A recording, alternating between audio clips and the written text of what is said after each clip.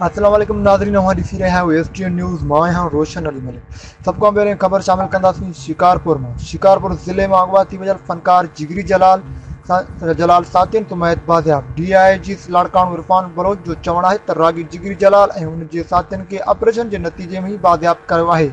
उहा पुलिस जी वॾी कामयाबी आहे। डीएसएसपी राउत शफ़ील्ला जे क़ातिलनि जे गिरफ़्तारी ताईं ऑपरेशन जारी रहंदो।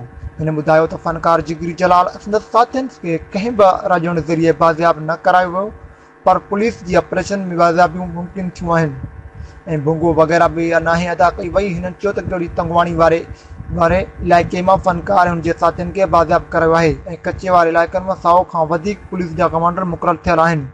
आईजी सिंध सुभाणे सखर शहीद डीएसपी जे वारसनि सां ताज़ियत करणु ईंदो, जिते खेसि ऑपरेशन बाबति तफ़सीलात ब्रीफिंग ॾिनो वेंदो। धाड़ेलनि खे कंहिं बि सूरत में न कयो वेंदो। वधीक ख़बरनि ऐं अपडेट लाइ ॾिसंदा रहो एसटीएन न्यूज़। असांजे फेसबुक जे पेज खे लाइक करणु न विसारींदा।